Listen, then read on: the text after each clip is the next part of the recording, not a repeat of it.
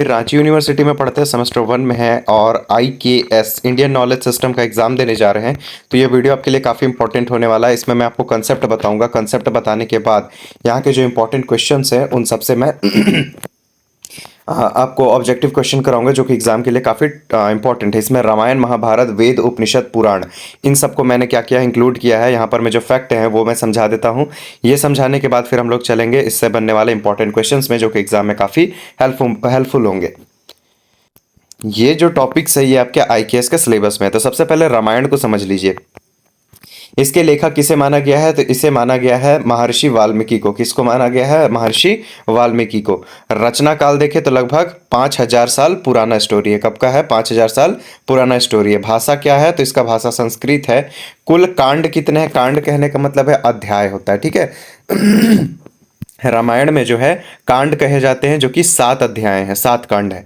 कुल श्लोक कितना है? लगभग 24,000 श्लोक, जिसको 500 सर्ग भी कहते हैं। याद रखिएगा यही सब फैक्ट। मुख्य पात्र राम, सीता, लक्ष्मण, हनुमान, भरत आदि ये सब है ना। संक्षिप्त परिचय देखें तो यह मर्यादा पुरुषोत्तम श्री राम के जीवन एवं उनके आदर्शों और रावण का वध की कथा है। ये रामायण है। महाभारत देखें तो इसके लेखक कौन है? महर्षि वेदव्यास। कौन है? महर्षि वेदव्यास। और ये कब लिखा गया है? लगभग 4000 वर्ष पूर्व। भाषा क्या है इसका? तो इसका भी भाषा संस्कृत है। इसमें कुल पर्व है। पर्व का अर्थ क्या होता है? ये भी अध्याय होता है, ठीक है। रामायण में कांड कहते हैं और महाभारत में क्या कहते हैं? पर्व कहते हैं। कुल कितने पर्व हैं? तो 18 पर्व हैं। कुल अध्याय कितने हैं? तो टोटल अध्याय कितने हैं? ये पर्व ही आपका अध्याय है, लेकिन यहाँ पर मैं कुल अध्याय का बात किया जाए तो यहाँ पर मैं आपका कुल अध्याय नहीं लिखा जाएगा, कुल श्लोक लिखा जाएगा, ठीक है। कुल श्लोक कितने हो जाएंगे? तो 1,00,000। याद रखिएगा 1,00,000, ठीक है। कुल अध्याय नहीं, कुल श्लोक लिखा रहेगा। आप ऑप्शन देख लीजिएगा जैसा रहे। कुल पर्व लिखा है तो आप हमेशा मारेंगे 18, ठीक है। और कुल अध्याय बोला जाए या फिर कुल श्लोक बोला जाए तो आप 1,00,000 टिक कर सकते हैं, लेकिन कुल अध्याय नहीं पूछा जाता है। मुख्य पात्र कौन है? कृष्ण, अर्जुन, भीष्म, द्रोण, कर्ण, युधिष्ठिर, बहुत लोग हैं। यह धर्म, कर्म, नीति, युद्ध और मानव जीवन के जटिल प्रश्नों का महाग्रंथ है। रामायण के बारे में महत्वपूर्ण तथ्य देखें। तो रामायण को क्या कहा जाता है? आदि काव्य कहा जाता है। क्या कहा जाता है? आदि काव्य। माँ निशांत प्रतिष्ठा त्वमाग शाश्वती समा, यह श्लोक वाल्मीकि द्वारा रचा गया प्रथम श्लोक है। यह ग्रंथ जो है मानव जीवन के आदर्शों का प्रतीक है। तुलसीदास ने रामचरितमानस की रचना की है। महाभारत के रिलेटेड महत्वपूर्ण तथ्य देखें तो महाभारत को पंचम वेद भी कहा जाता है, मतलब पांचवा वेद भी माना जाता है। किसको? महाभारत को। इसका जो नाम है, इसका नाम याद रखिएगा, मैं बता दूं। महाभारत का ओरिजिनल नाम जय संहिता था। क्या था? जय संहिता। यतो धर्मस्तो जय, यह महाभारत की प्रसिद्ध उक्ति है। श्रीमद् भगवद गीता जो है महाभारत का ही एक अंश है। ये एक पर्व है, मतलब उसी में से पर्व, मतलब मैंने बताया था आपको लेशन। तो 18 पर्व में से जो भगवद गीता है वो भी एक पर्व के अंतर्गत आता है, जो किसमें है? भीष्म पर्व में आता है। किसमें? भीष्म पर्व में, ठीक है। इसमें कितने श्लोक सॉरी, इसमें 18 पर्व और 18 अक्षौणी सेना का वर्णन मिलता है, ठीक है। आगे देखिए, महाभारत संसार का सबसे बड़ा महाकाव्य है। आगे देखते हैं वेद के बारे में। तो 4 वेद होते हैं हमारे, पता है कौन कौन से? ऋग्वेद, यजुर्वेद, सामवेद, अथर्ववेद। सबसे पहले ऋग्वेद के बारे में जानिए। ये सबसे प्राचीन वेद कौन सा होता है? ऋग्वेद। और जिस टाइम ऋग्वेद का रचना हुआ था उस टाइम को क्या कहते हैं? ऋग्वैदिक काल। सबसे प्राचीन वेद है। इसमें बहुत सारे ऋषियों के द्वारा रचना किया गया है। इसका ये जो श्लोक है इसमें विषय क्या है? इसमें देवताओं की स्तुति, प्रकृति और सृष्टि के बारे में इसमें मंत्र लिखा हुआ है। प्रमुख भाग कौन सा है? 10 मंडल है, 1028 सूक्त है और 10,600 मंत्र हैं इसमें, ठीक है। प्रसिद्ध मंत्र कौन सा है? अग्नि मिलय पुरोहितम। ये कोई काम का नहीं, हटाइए। संबंध देखे तो क्या है इसका? ज्ञान। यजुर्वेद में क्या है? यज्ञ करने की विधि। एग्जाम में क्वेश्चन ऐसा आता है कि यज्ञ करने की विधि किस में दिया गया है? तो यजुर्वेद में है। रचयिता कौन है? वेद व्यास, याद रखिएगा। मुख्य भाग कितना है? तो 40 अध्याय है इसमें। प्रसिद्ध मंत्र क्या है? इंद्रम न ममम, ठीक है। नमम, इंद्रम नम ममम, ठीक है। संबंध क्या है? कर्म से है। आगे देखते हैं सामवेद में क्या है। याद रखिएगा सबसे इंपॉर्टेंट और फेमस क्वेश्चन कि गीत का वर्णन किस, मतलब गीत गाने योग्य जो है या फिर वर्तमान संगीत का जनक किस वेद को कहा जाता है, ग्रंथ को? तो सामवेद को। सामवेद से ही गीत की, संगीत की उत्पत्ति हुई है। गीत संगीत है इसमें। रचयिता कौन है इसके? वेदव्यास। मुख्य भाग 1875 मंत्र हैं। विशेषता, यह वेद गाने के लिए प्रसिद्ध है। प्रसिद्ध मंत्र क्या है इसका? अगच्छम त्वा इंद्रम। इसका कोई काम नहीं, हटाइए। संबंध क्या है? संगीत। बस इतना याद रखिए कि सामवेद से क्या संबंधित है? संगीत से। अर्थवेद की बात करें तो जीवन के विविध पक्ष, औषधि, शांति, रक्षा, उपचार, ये सब किस में है? अथर्ववेद में है। ठीक है, इसमें क्या क्या है आपका? जीवन, औषधि कहने को तो आयुर्वेद भी किस में आ जाएगा? अथर्ववेद में। रचयिता कौन है? वेदव्यास है। मुख्य 20 कांड है इसमें। प्रसिद्ध मंत्र क्या है? भद्रम कर्णो। कोई काम का नहीं, हटाइए। और ध्यान रखिए संबंध क्या है इसमें? विज्ञान, चिकित्सा और जीवन शैली। पूछा जाएगा कि आयुर्वेद या चिकित्सा से संबंधित कौन सा वेद है? तो अथर्ववेद है। आगे देखें तो वेदों से जुड़े महत्वपूर्ण तथ्य। वेदों को श्रुति भी कहा जाता है। वेदों को क्या कहते हैं? श्रुति भी कहते हैं। 4 वेद ज्ञान, कर्म, उपासना और विज्ञान के आधार है। सत्यमेव जयते यह मंत्र मुंडक उपनिषद से लिया गया है। याद रखिएगा, सत्यमेव जयते कहाँ से आता है? यह मंत्र मुंडक उपनिषद से लिया गया है। ओम को प्रणव प्राणव मंत्र कहा जाता है। यह उपनिषदों का सार है। इसमें ओम भरा पड़ा मिलेगा आपको, है ना। सामवेद में संगीत का प्रमुख वर्णन है। यजुर्वेद में यज्ञ से संबंधित है। अथर्ववेद में औषधि उपचार का ज्ञान है। और ऋग्वेद में सृष्टि की उत्पत्ति के बारे में नासदीय सूक्तियां। यहां तक आपको याद रखना पड़ेगा। ठीक है, आगे देखें महत्वपूर्ण संख्यात्मक तथ्य। तो पुराणों की संख्या कितनी? 18। उपनिषदों की संख्या कितनी? 108। मुख्य इसमें से कौन कितने हैं? 10 हैं। स्मृतियों की संख्या 18। महाकाव्य कौन कौन से हैं? 2, एक रामायण, एक महाभारत। वेदांगों की संख्या 6। ठीक है, छंद भी कहा जाता है इसको। कितने?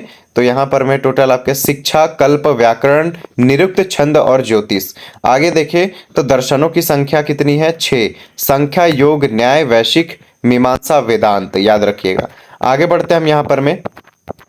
तो यहाँ है रामायण के रचयिता कौन? रामायण के रचयिता कौन? वाल्मीकि। कौन है? वाल्मीकि। आगे देखते हैं रामायण में कुल कितने श्लोक है? 24,000। कितने श्लोक होंगे? 24,000। रामायण में कुल कितने कांड है? 7 कांड। कितने कांड है? 7 कांड, मतलब 7 लेशन है। महाभारत के रचयिता कौन? वेदव्यास। कौन है? वेदव्यास। महाभारत में लगभग कितने श्लोक है? 1 लाख। कितने हैं? 1 लाख। रामायण महाभारत से कोई भी क्वेश्चन आपका नहीं छूटेगा। ठीक है, यहाँ सब कवर हो जाएगा। महाभारत का दूसरा नाम क्या है? जय संहिता। क्या है? जय संहिता। भगवद गीता महाभारत के किस पर्व का भाग है? किस पर्व का भाग है? भीष्म पर्व।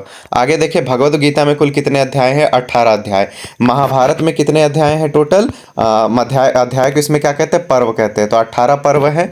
ठीक है, और 18वें में से किसी में से एक है जिसका नाम है भीष्म पर्व। कोई लेशन है जिसका नाम क्या है? भीष्म पर्व। ठीक है, ये जो भीष्म पर्व है इसमें टोटल कितने पार्ट्स हैं? तो सॉरी, भीष्म पर्व के अंतर्गत क्या आता है? भागवत गीता, जिसमें कृष्ण जी जो है अर्जुन को ज्ञान दे रहे होते। तो इस भगवत गीता में भी कितने पार्ट्स हैं? 18। महाभारत का युद्ध कितने दिन चला था? 18। बहुत ही मस्त, ये एक तरह से याद रखने का नंबर है। यतो धर्मस्तयो जय किम ग्रंथम का संदेश माना जाता है? किस ग्रंथ का संदेश माना जाता है? किसका? महाभारत का। ठीक है, आगे देखते हैं वेदों की संख्या कितनी है? तो 4 है। वेदों की संख्या कितनी है? 4। सबसे प्राचीन वेद कौन सा है? ऋग्वेद। जब ऋग्वेद का रचना हो रहा था तो इस समय को कहते हैं ऋग्वैदिक काल, और बाकी जो रचना हो रहा था उसको कहते हैं उत्तरवैदिक काल। सामवेद का मुख्य विषय क्या होता है? क्या है? संगीत। सामवेद में क्या है? संगीत। यजुर्वेद का संबंध किससे है? यज्ञ एवं कर्मकांड से। अथर्ववेद का मुख्य विषय क्या है? चिकित्सा, तंत्र मंत्र एवं लोक जीवन। सत्यमेव जयते किस उपनिषद से लिया गया है? मुंडक उपनिषद से। कहां से लिया गया है? मुंडक उपनिषद से।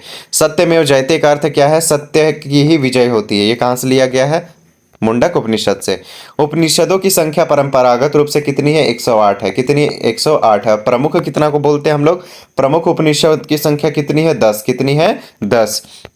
पुराणों की संख्या 18। वेदांगों की संख्या 6। ठीक है, और उसके बाद षड दर्शन की संख्या कितनी है? 6।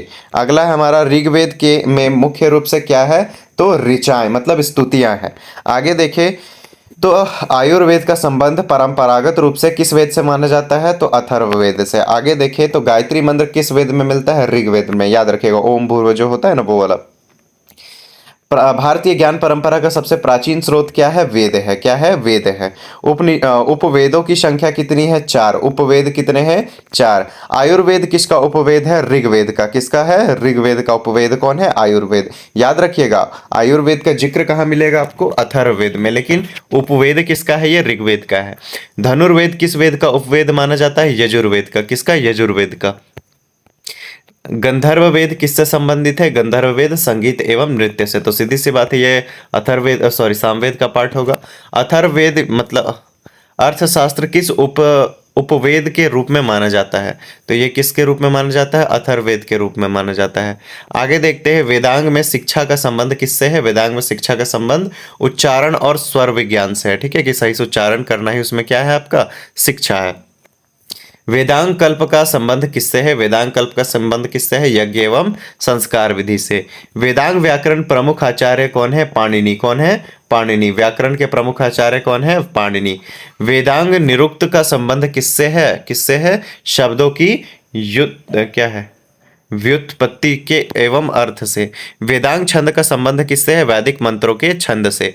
आगे देखिए, वेदांग ज्योतिष का संबंध किससे है? समय एवं ग्रह नक्षत्रों से। षड दर्शन में योग दर्शन के प्रवर्तक कौन है? कौन है? पतंजलि है। संख्या दर्शन के प्रवर्तक कौन है? कपिल मुनि। कौन है? कपिल मुनि। न्याय दर्शन के प्रवर्तक कौन है? गौतम। कौन है? गौतम। आगे देखिए तो वैशेषिक दर्शन का प्रवर्तक कौन माना जाता है? कणाद। कौन है? कणाद। पूर्व मीमांसा दर्शन के प्रवर्तक कौन है? जैमिनी। कौन है? जैमिनी। वेदांत दर्शन के प्रवर्तक कौन है? तो बादरायण। कौन है? बादरायण, जिसको व्यास कहा जा रहा है। आगे देखते हैं, भारतीय राष्ट्रीय प्रतीक के नीचे अंकित सत्यमेव जयते कहां से लिया गया? मुंडक उपनिषद। क्वेश्चन ज्यादा है इसलिए थोड़ा सा रिपीट हो रहा है, बट आपका प्रैक्टिस जरूर हो जा रहा है ना। अस्तोमा सदगमय मंत्र किस उपनिषद से मिलता है? किससे मिलता है? बृहदारण्यक। बृहदारण्यक उपनिषद से। आगे देखते हैं, महाभारत का मूल नाम क्या था? जय। जय नहीं, जय संहिता। पूरा याद रखिएगा, मैं आपको बता के भेज रहा हूं, ये नहीं कि भैया आप अधूरा बताए थे। जय संहिता। क्या नाम था? जय संहिता। ठीक है। महाभारत का विस्तृत रूप किस नाम से प्रसिद्ध हुआ? भारत से। किससे? भारत से। पंचम वेद किस महाकाव्य को माना जाता है? महाभारत को पांचवा वेद कहते हैं। श्रीमद् भगवत गीता में कितने श्लोक है? 700। याद रखिएगा, मैंने क्या बताया? महाभारत में कितने पर्व? 18 पर्व। अब ये जो 18 पर्व है उसमें से एक भीष्म पर्व है जिसके अंदर क्या है? भगवत गीता है। अब ये भगवत गीता के अंतर्गत कितने श्लोक है? 700 श्लोक है। ठीक है, जो कि 18 पार्ट्स में डिवाइडेड है। आगे देखिए, श्रीमद् भगवत गीता में कुल कितने श्लोक? 700। महाभारत का अंतिम कौन सा है? पर्व कौन सा है? तो कौन सा? स्वर्गारोहण पर्व। कौन सा? स्वर्गारोहण पर्व अंतिम है। प्रतियोगी परीक्षाओं में भाग, फालतू क्वेश्चन हटाइए। तो यहाँ पर में जो है आपका खत्म हो जाता है। तो यहाँ से रामायण महाभारत वेद उपनिषद से कोई क्वेश्चन छूट नहीं रहा है। ठीक है, बाकी जो है आप एक बार रिवीजन कर लीजिए, फिर से रिपीट करके देख लीजिए। Thanks for watching. सब्सक्राइब कीजिए। अगला वीडियो जो है अभी मैं बनाने वाला हूँ, अगला वीडियो भी बैक टू बैक आपके पास आते जाएगा और इसी तरह से अभी करके एनईपी को हम लोग खत्म करेंगे। Thanks for watching. Bye bye.